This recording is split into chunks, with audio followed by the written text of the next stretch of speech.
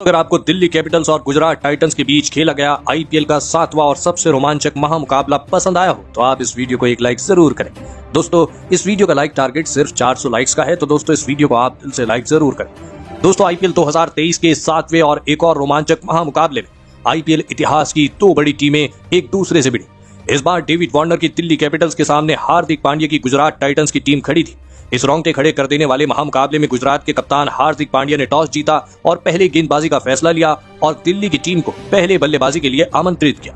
उसके बाद रनों की बारिश करने के इरादे से दिल्ली के दो दिग्गज ओपनर बल्लेबाज मैदान में उतरे। दिल्ली के कप्तान डेविड वार्नर और पृथ्वी शॉ के कंधों पर इस महामुकाबले में अपनी टीम को एक विस्फोटक ओपनिंग शुरुआत दिलाने की एक बड़ी जिम्मेदारी थी, लेकिन दिल्ली की इन उम्मीदों को पारी के तीसरे ही ओवर में गुजरात के तेज गेंदबाज तेज गेंदबाजी ने तोड़ दिया और गेंदबाजी डालने आए मोहम्मद शमी ने पृथ्वी शॉ को अल्जारी जोसेफ के हाथों कैच आउट करा दी। इन बल्लेबाजी करने आए मिशेल मार्श को भी मोहम्मद शमी ने अपनी अगले ही ओवर की गेंद में अपने ही अगले ओवर में क्लीन बोल्ड कर दी। मिशेल मार्श 4 गेंदों में 4 रन बनाकर आउट हो गए।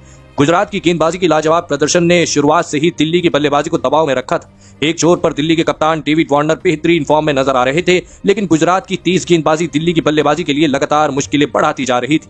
लेकिन अब विकेट गिरने के बाद सरफराज खान अपने कप्तान डेविड वार्नर का साथ देने मैदान में उतरे और फिर डेविड वार्नर और सरफराज खान ने मिलकर इन दोनों ने मिलकर दिल्ली की पारी को संभालने की पूरी कोशिश करी। लेकिन फिर पारी के 9वें ओवर में गेंदबाजी डालने आए अल्जारी जोसेफ ने कमाल ही करके दिखा दिया। दोस्तों, और अपनी इस ओवर की दूसरी ही गेंद पर दिल्ली के सबसे विस्फोटक बल्लेबाज और कप्तान डेविड वार्नर को क्लीन बोल्ड कर दिया। आपको बता दें कि डेविड वार्नर 32 गेंदों में 37 रन बनाकर आउट हो गए। तो वहीं डेविड वार्नर के बाद बल्लेबाजी करने आए रायली रूसो को भी उनकी पहली ही गेंद पर अल्जारी जोसेफ ने राहुल तेवतिया के हाथों कैच आउट करा दी।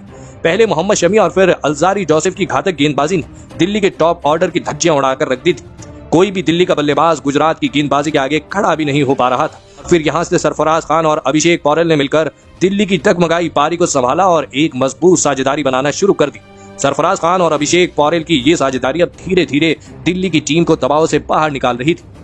आपको बता दें कि सरफराज खान और अभिषेक पौरेल ने मिलकर लगभग पारी के 12वें ओवर तक बल्लेबाजी करी और अपनी टीम को 101 रनों तक पहुंचा। लेकिन फिर पारी का 13वां ओवर डालने आए राशिद खान ने सेट हो चुकी अभिषेक पौरेल को क्लीन बोल्ड कर दी। अभिषेक पौरेल 11 गेंदों में 20 रन बनाकर आउट हो। राशिद खान ने गेंदबाजी पर आते ही एक बार फिर दिल्ली की टीम को एक बड़ी चोट दे दी थी। लेकिन अब दिल्ली की टीम की तरफ से अक्षर पटेल बल्लेबाजी करने मैदान में आए, लेकिन उनके साथी खिलाड़ी और सेट हो चुके सरफराज खान को भी राशिद खान ने जोशुआ लिटिल के हाथों कैच आउट करा दी। सरफराज खान 34 गेंदों में 30 रन बनाकर आउट हो।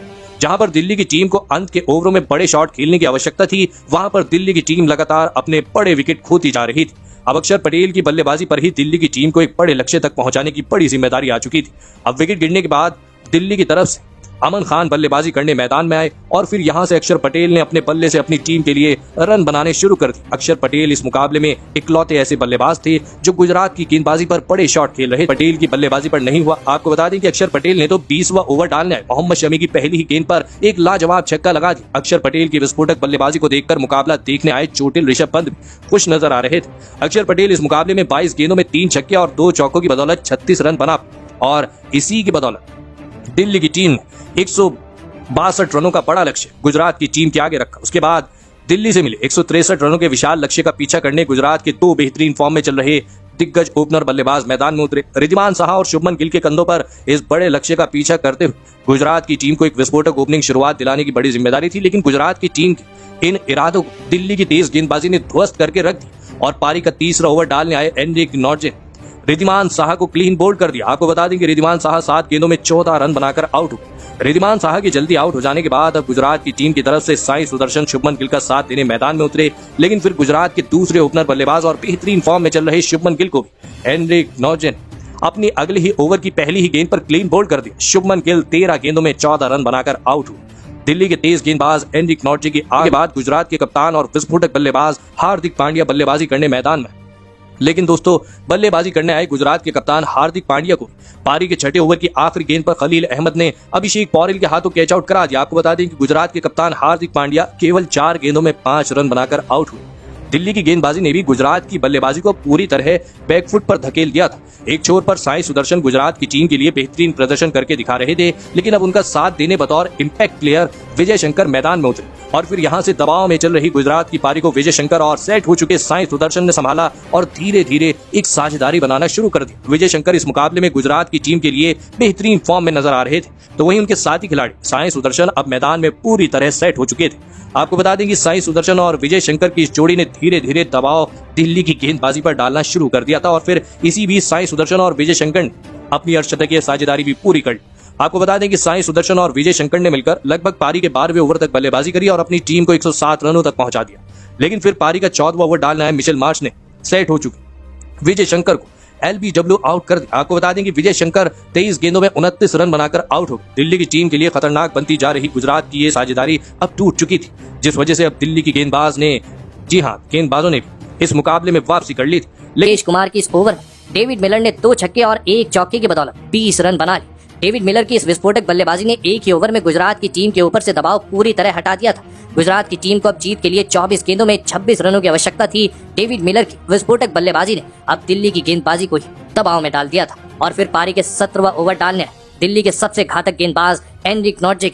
इस ओवर में गुजरात के दूसरे सेट बल्लेबाज यानी साई सुदर्शन ने अपने हाथ खोले और बड़े शॉट खेलना शुरू कर दिया और इसी के साथ साई सुदर्शन ने अपना अर्धशतक भी पूरा कर लिया। जिस वक्त गुजरात की टीम सबसे ज्यादा परेशानी में थी, उस वक्त नौजवान साई सुदर्शन ने मैदान में आकर अपनी टीम के लिए शानदार प्रदर्शन करके दिखाया था। लेकिन अब गुजरात की टीम को आखिरी 3 ओवरों में 12 रनों की आवश्यकता थी। मुकाबला पूरी तरह दिल्ली के हाथों से निकल चुका था और फिर अंत में साई सुदर्शन और डेविड मिलर की इस जोड़ी ने गुजरात को इस लगभग हारे हुए मुकाबले में आखिरी के ओवरों में जाकर 6 विकेट से जीत हासिल कर ली। जी हाँ दोस्तों, गुजरात की इस जीत में डेविड मिलर की विस्फोटक बल्लेबाजी ने सबसे बड़ी भूमिका निभाई। जी हाँ दोस्तों, एक समय पर गुजरात की टीम को जीत के लिए अंतिम 5 ओवरों में 46 रनों की आवश्यकता थी।